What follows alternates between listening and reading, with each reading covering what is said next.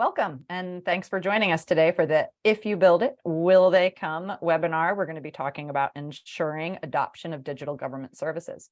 I'm Caroline Boyd, principal here at Meritalk, and I'm going to be moderating the discussion.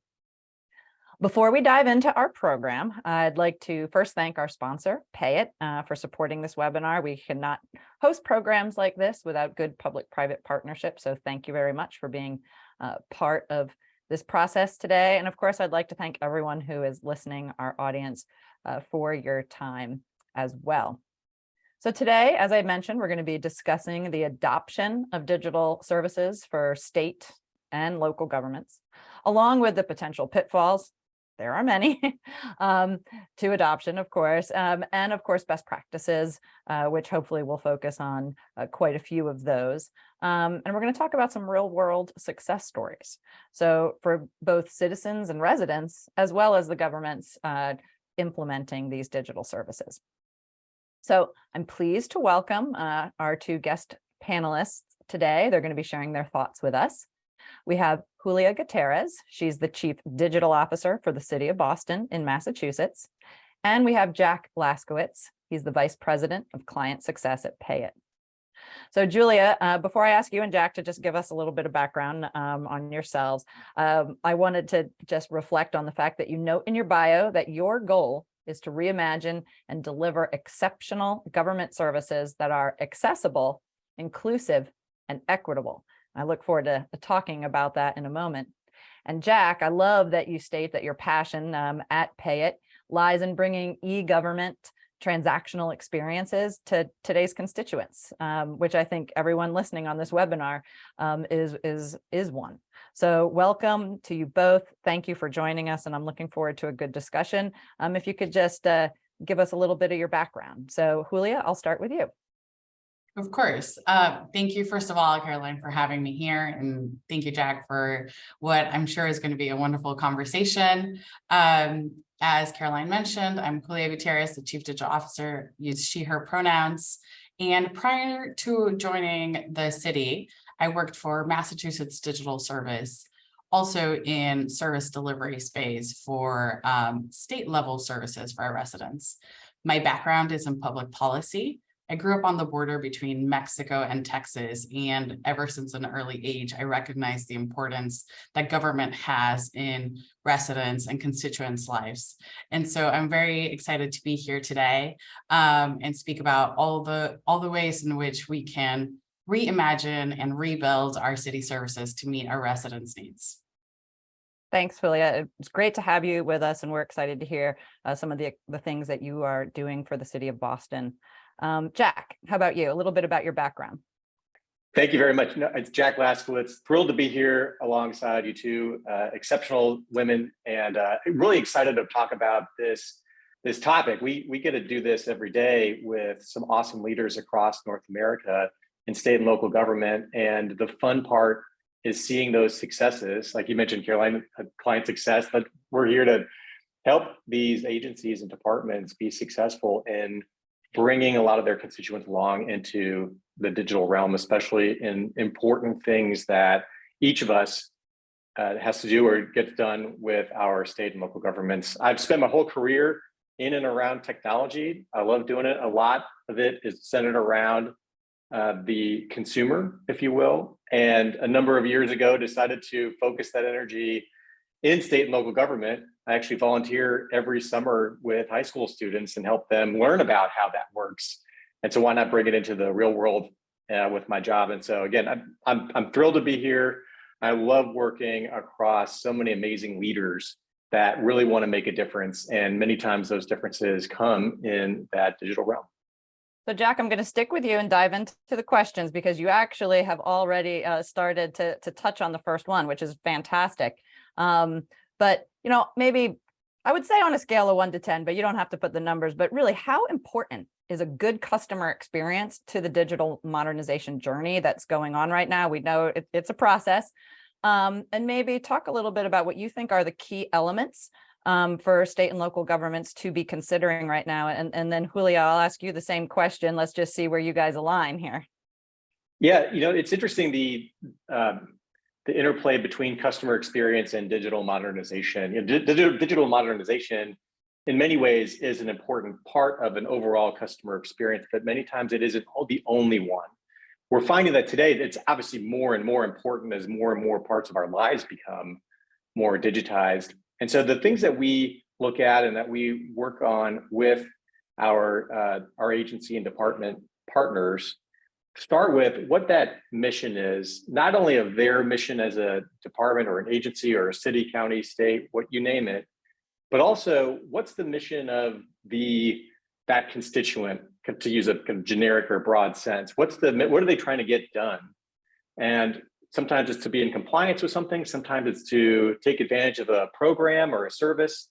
And so when we start with what that mission is and ultimately what that outcome is, the digital journey will follow, and we begin to peel back and then apply the right kind of consumer-centric best practices toward accomplishing that mission. So those are the things that, in a broad brush, that we think about and that we work on every day with our agency and department partners, starts with what that mission is. And that really also helps us center throughout this journey, center along the lines of, okay, is this digital customer experience, is that helping or hurting that overall accomplishment of that mission?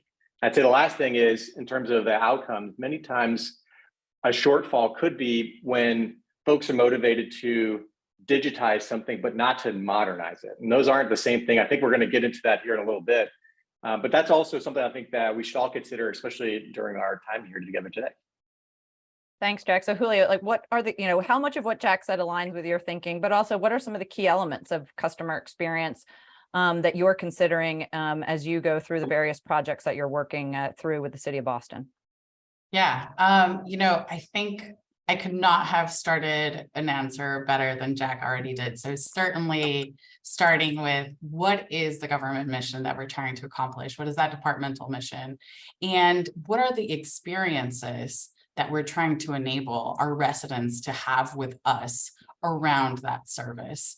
And so mission is key, and outcomes of how our residents are interacting with us around that mission is equally critically important. So in terms of key elements, I think it starts with really understanding who our constituents are and what their needs are around a specific program we're offering or a cluster of different services. For example, if you move to Boston, you might be looking at renting an apartment, purchasing a car and parking that in the street. If you're coming to school, you are registering for different school programs. If you're coming to work or start a business, what are the licenses or permits you need to purchase in order to do that? And so, taking a holistic look at who our residents are and what it is that they're trying to do when they're interacting with us, I would say is like step one.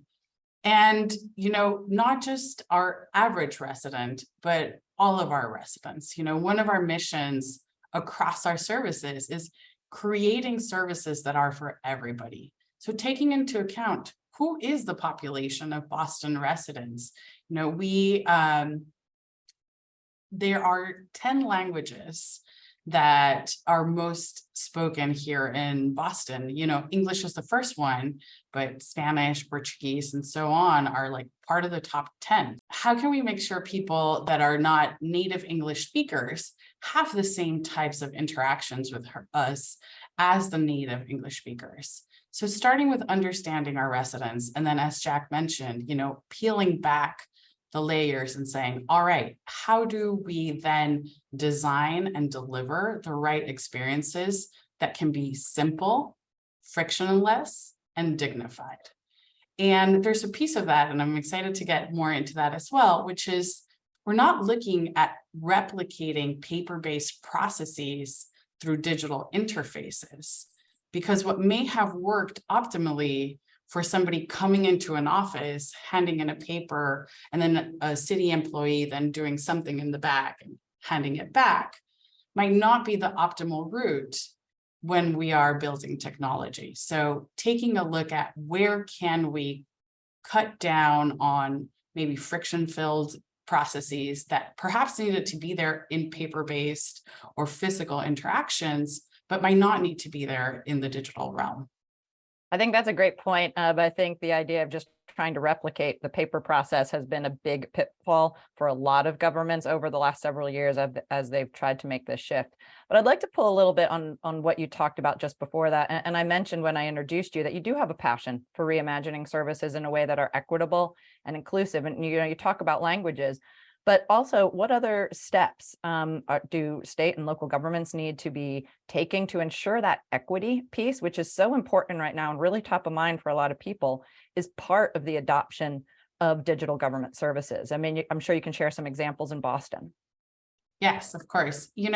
So understanding the whole slew of our residents and where there's levers that we need to make sure we design for is critical. But starting, at the very bottommost layer, which is access to technology, is a thing that the city of Boston is certainly thinking about, right? So how can we establish the underlying enabling conditions for our residents to be able to take advantage of digital services? We have a digital equity team within the city of Boston that is hard at work in solving that problem. Some examples of the types of work that they're doing is they are going out, knocking on doors and talking to our residents and getting those residents that are eligible for the federal Affordable Connectivity Program to join that program. We are also actively working to expand our public Wi-Fi network, Wicked Free Wi-Fi. And since 2017, the city of Boston has had a digital equity fund, which is a grant program to help Boston-based community organizations be able to get the money they need to enhance and expand the digital equity work, whether that is in the form of like device access or digital skills training, internet access, or internal staffing support. So, step one starts, how do you level the playing field and create equitable conditions across our residents?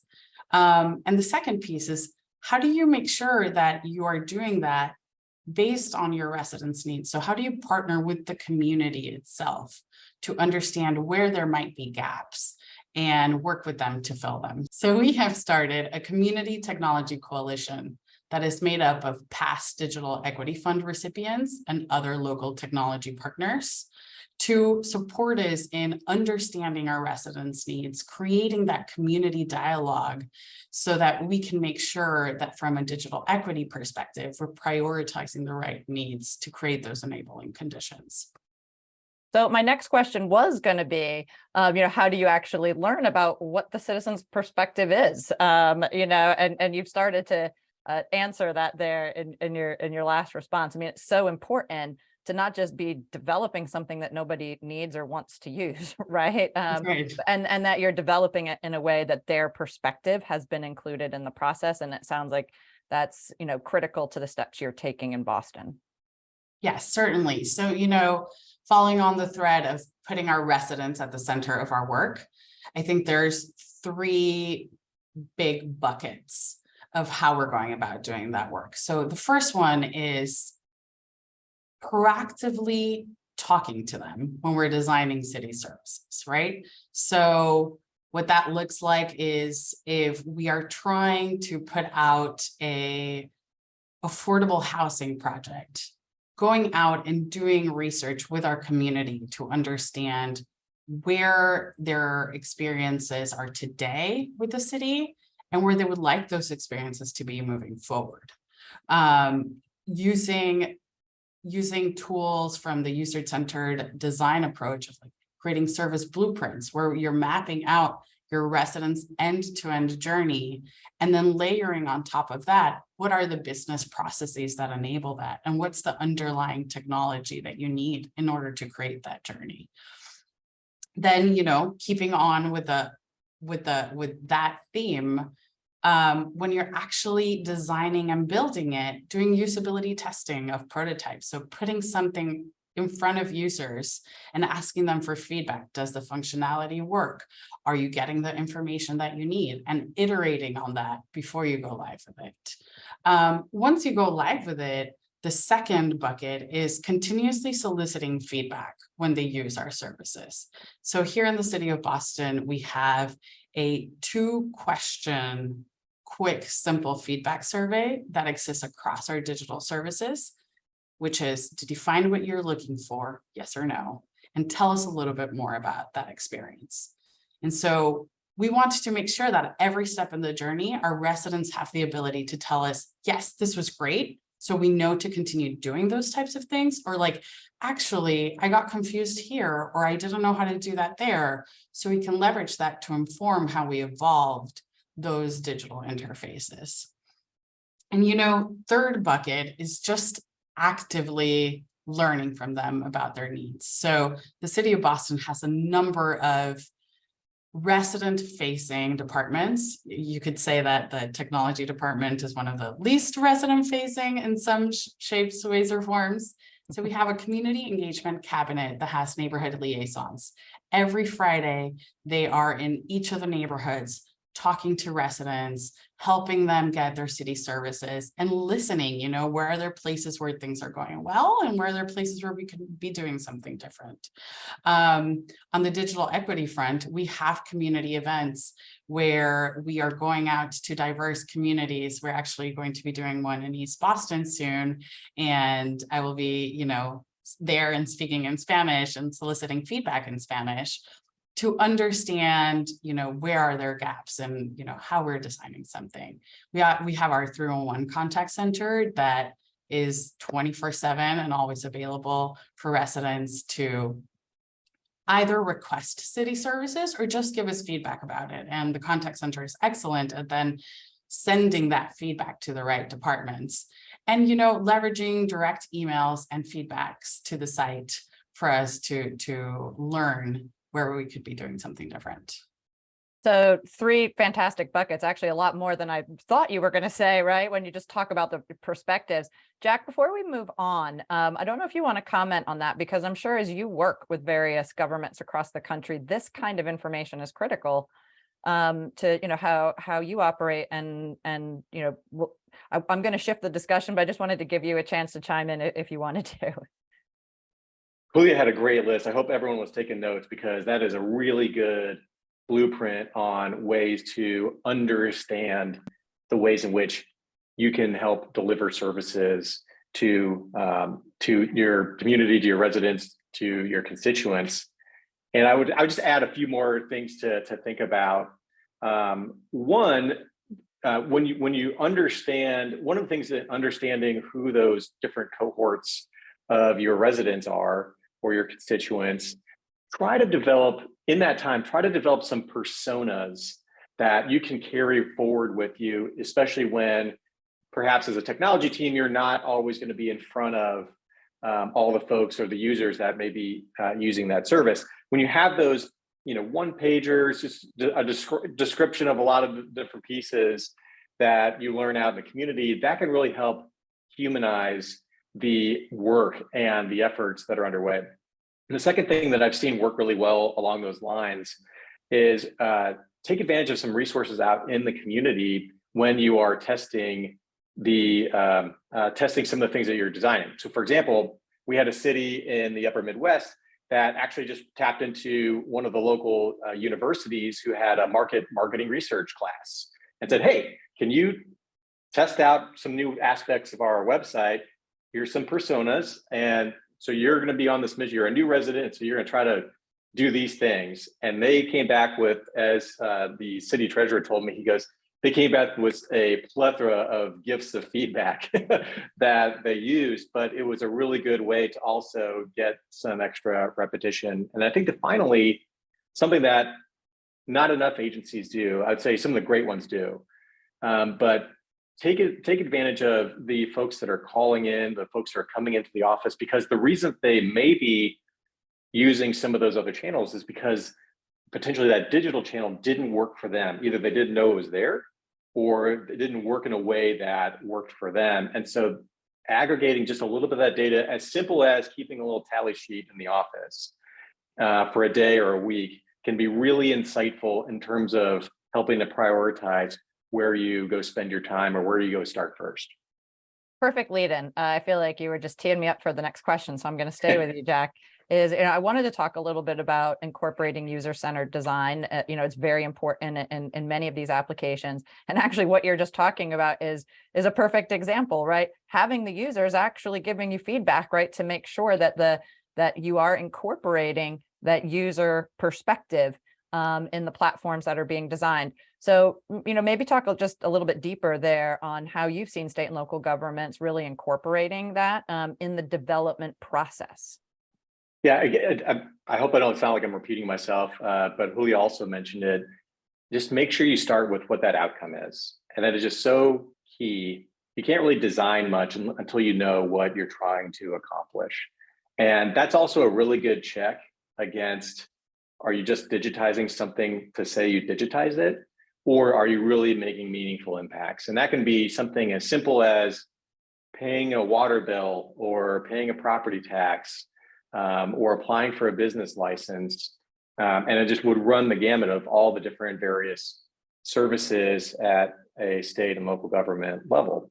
So start with that outcome. A really good practice that I've seen work well is also just take 20 minutes and draft up, what's that press release going to be when that thing that you're working on or that project that you're working or wanting to work on is a wild success.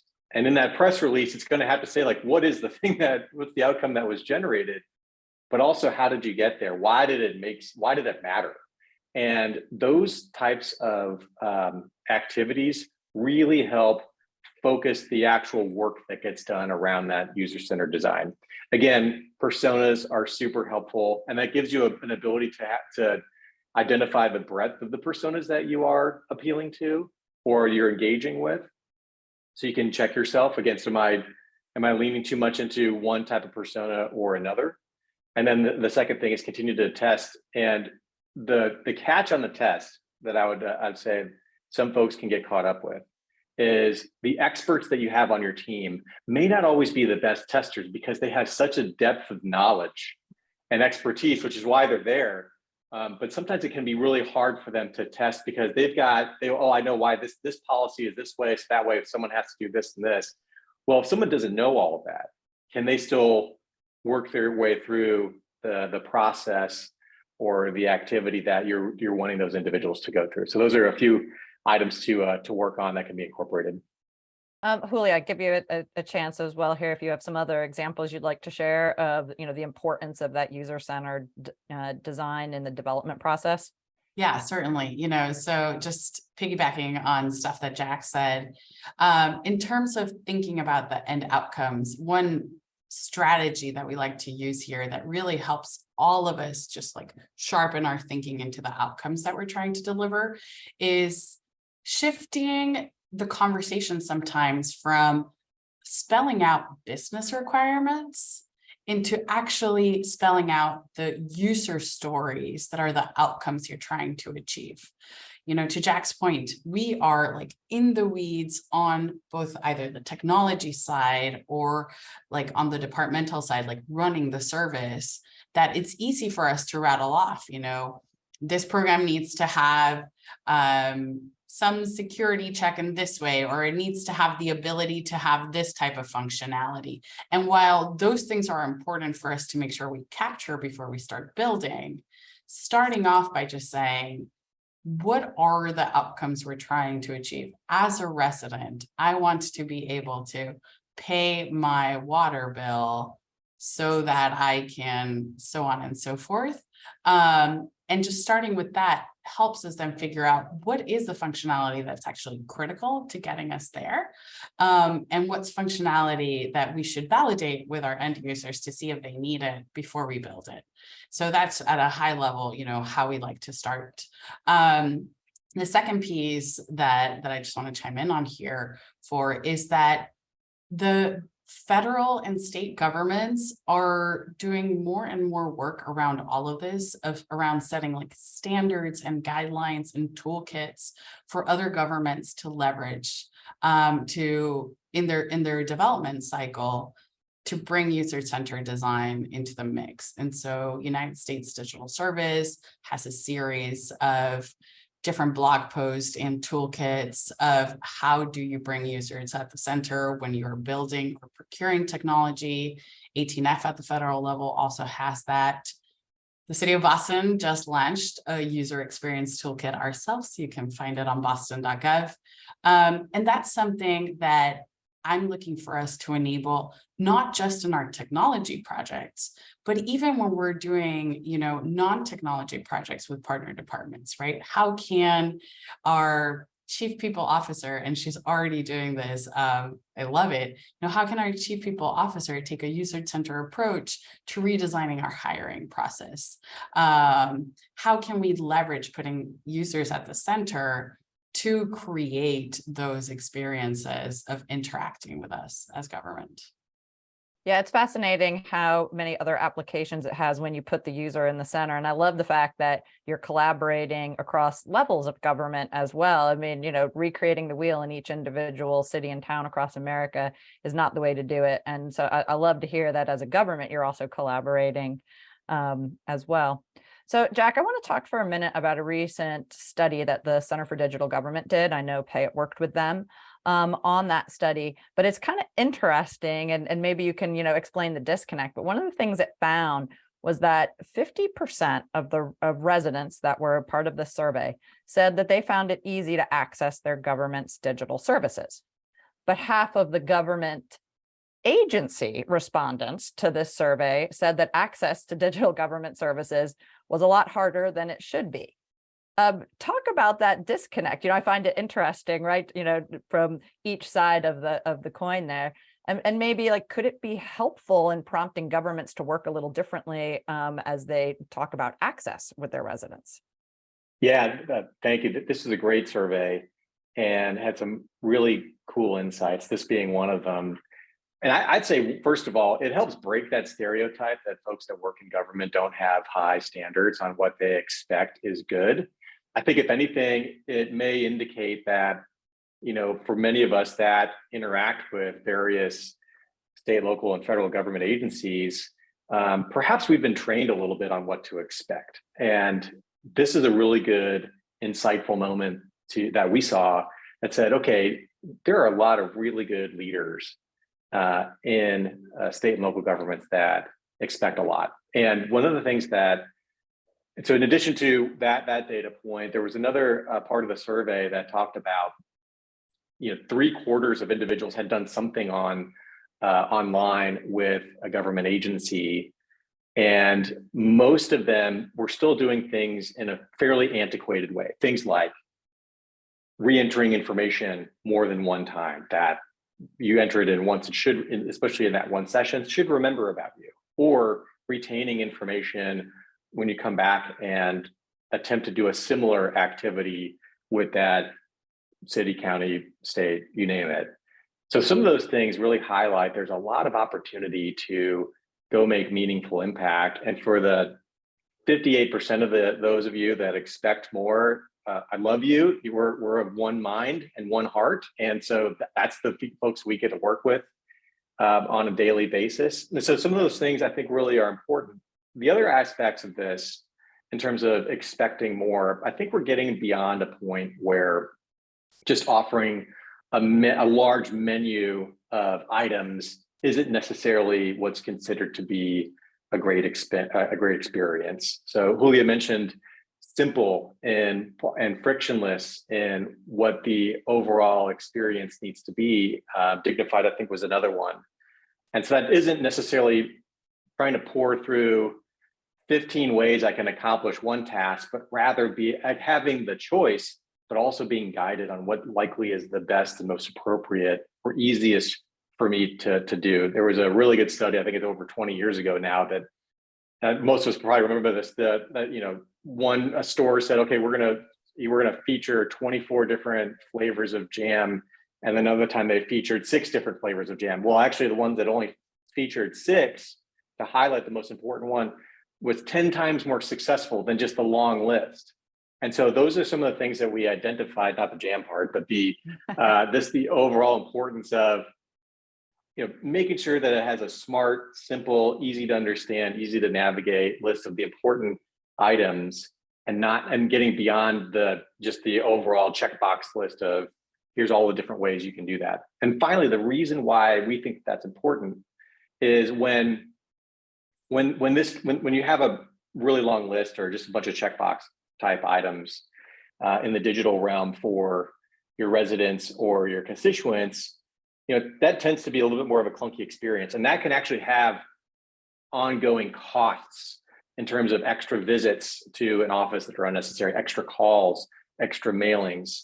And one of the reasons we put just to do a quick plug, we put a cost savings calculator or savings calculator on our website in order for folks to see the benefit of a really good user experience, a really good digital experience, because it actually has ongoing impacts and savings in fewer intense resource needs in terms of trying to make sure that you're staffing enough phone lines and enough offices. Because what I hear a lot from leaders around the country is it's really hard to staff up in a way, and that they're finding ways that they can modernize their own workforce because they don't have to have the needs of simply doing things like answering the mail.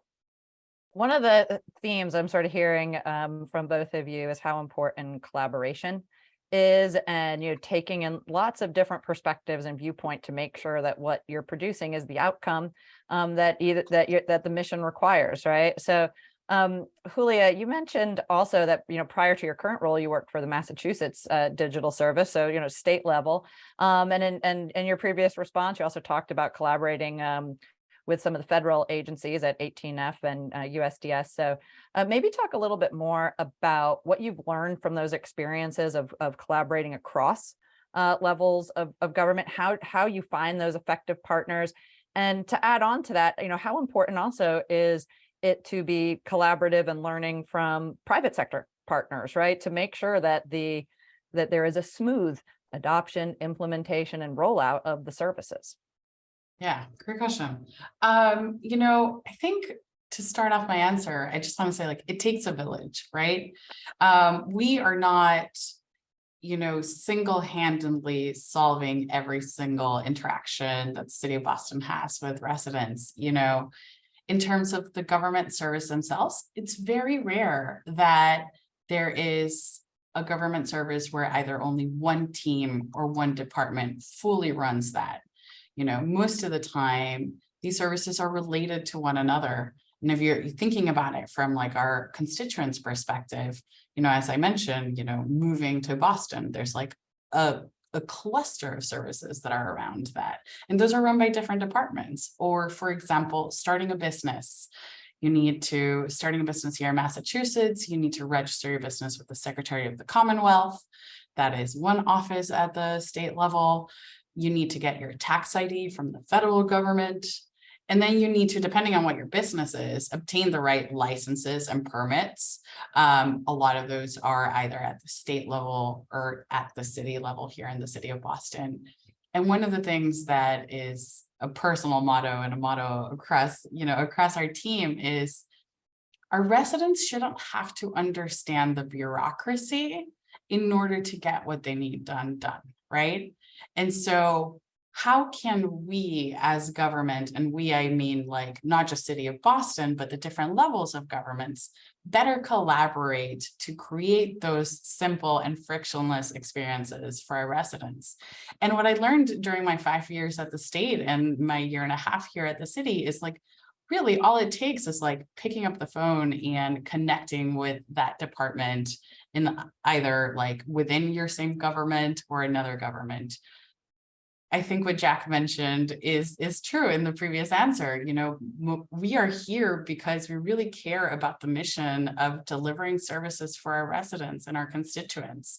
And so it's easy to find a like-minded mission-driven person in another department who's interested in either knowledge sharing or co-creating or figuring out how to smooth some of those experiences with you for our residents. And so, just call and ask. And I think the second piece, which is in terms of building the technology to deliver these services and leveraging some of the best practices of the private sector, again, we're in an ecosystem. Our business is government. We're not looking to become the next, private sector wonderful technology company, right? We're here to deliver these services. So where are there places where we can efficiently use our taxpayers' monies to build digital services ourselves? Where are there places where we can leverage our private sector vendor partners that have SaaS solutions that actually meet our needs at a more cost-effective price points? So, again, it's like it takes a village. How do you create that ecosystem between government and the private sector to ensure that you're building the right combination of tools to meet the outcomes that you're looking for in a cost-effective and responsible way for our taxpayers' monies?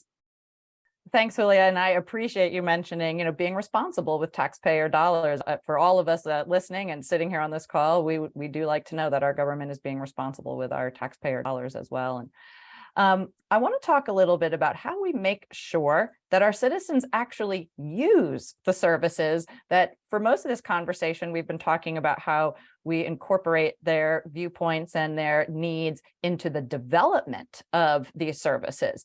But what about actually getting them to use it? Maybe, Jack, could you sketch out, maybe like at a high level, what's that journey like for citizens? What are the key factors to get them to actually now use the services that are being put in place, particularly new ones? Some of that just comes down to smart marketing. It does, and sometimes I feel like the word marketing can have a bad connotation, especially in the government space. Really, all that is it's driving the right awareness and understanding to help residents and constituents make the best choice for them on how they want to get something accomplished. And we work on this every day with our clients and our agency partners. And the first thing I'll tell you is that it is not a linear journey for anyone, any of us, right? So there's a space of just first driving awareness. So I know that this thing is an option or a choice or a channel for me. And the second thing is then assessing or evaluating, okay, is this what I want to do? And then obviously the third part is then taking action. And what we work on with our agency partners is first understanding, okay, we're in a business of this, we're in a success-based business model with many of our agency partners. And so we're all in it to win it together.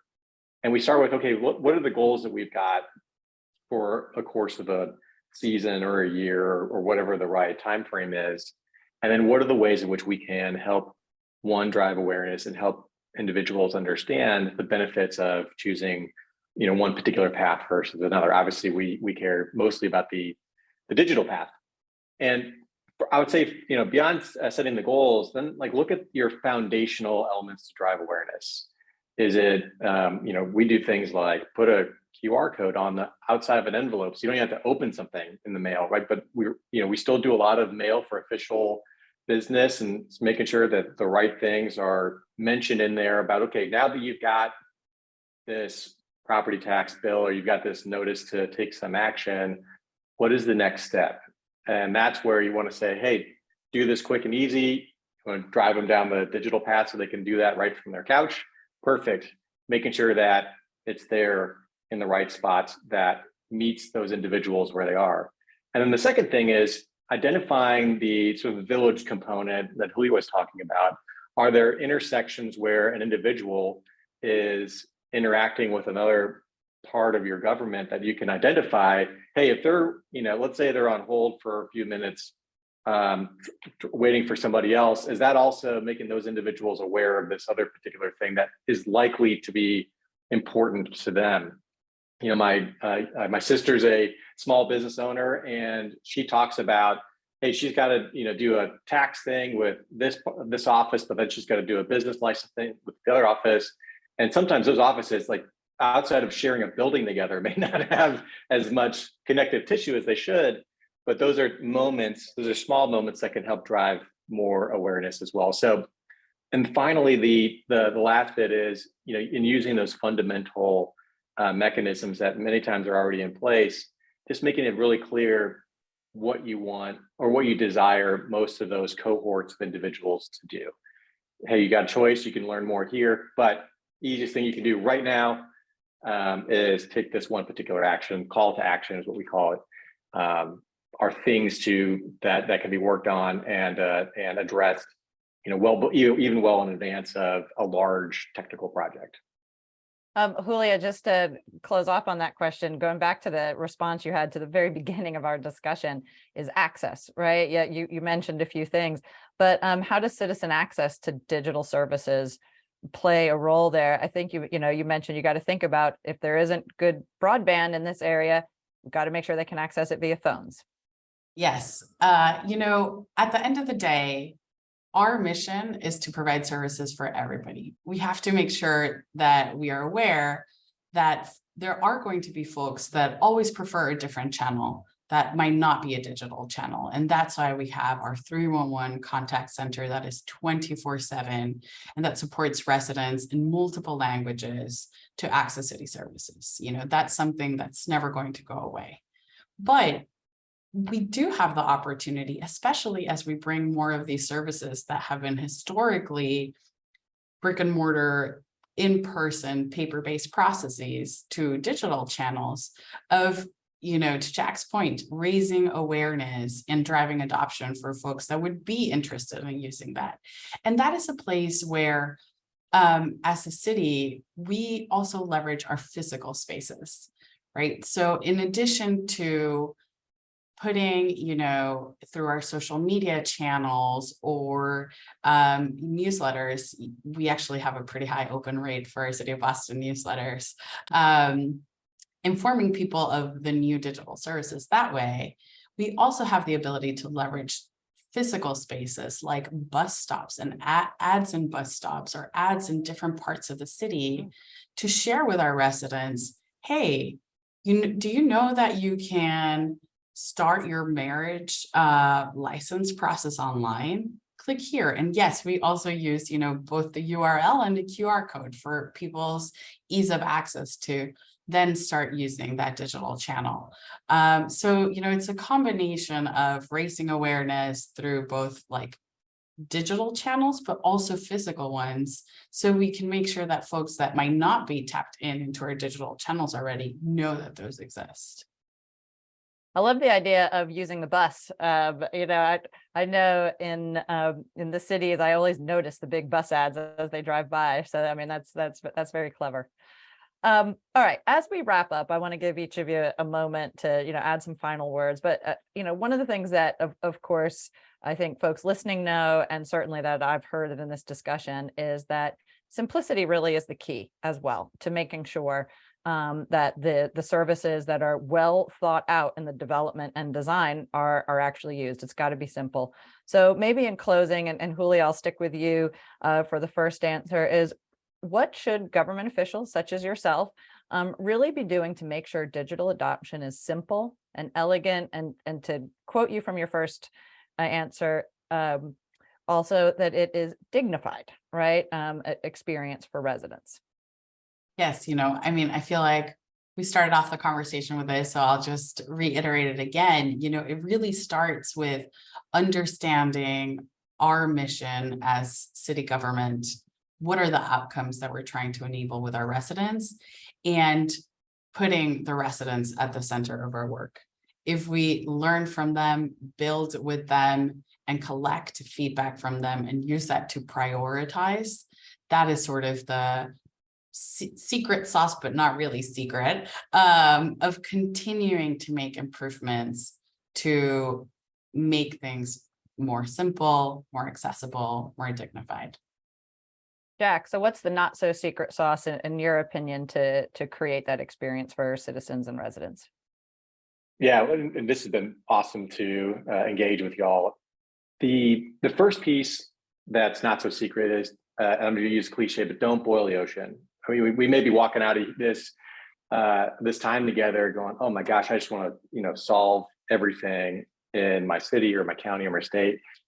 The first thing is start with, start with where you can make an impact, and then get that service or those services out. And then in this whole user-centered design mentality, you're never really done, because you're learning, you're iterating on what you believe to have been true, and then you see it out in the, actually in the real world, and then you understand where can you optimize.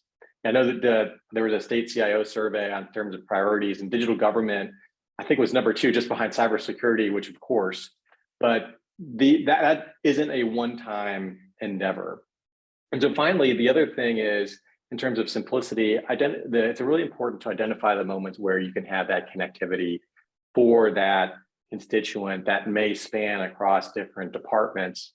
But in terms of delivering something in the digital realm, connectivity is a lot more achievable through things like APIs, or even just exchanging some files. But that allows that experience. I love the cluster of services that allows that to become a reality, where that individual may not need to be an expert in all of the different bureaucratic ins and outs of that particular jurisdiction to get done what they need to get done. So in the certain terms of simplicity, identify where you want to start and get something out. Don't wait to solve one giant thing for everything, because frankly, you won't ever really meaningfully get the type of progress that you want. Well, thank you, Jack, and thank you, Julia, for a great discussion. I'm very impressed, Julia, with what the city of Boston is doing. And while I don't plan to change my residency anytime soon, should I know I will take full advantage of all the services that you and your teams are putting in place. And Jack, I think it's so important. One of the things I've learned, having worked on both the government and private sector side, is that it does take collaboration and partnership, and having a partner that really is there to help you produce the outcomes, as we've talked about, that clients need. So I appreciate the thoughtful responses and the participation today. And on behalf of Meritalk, thank you both, and hope everyone listening has enjoyed today's discussion. Thank you, Caroline. Thank you so much, Caroline.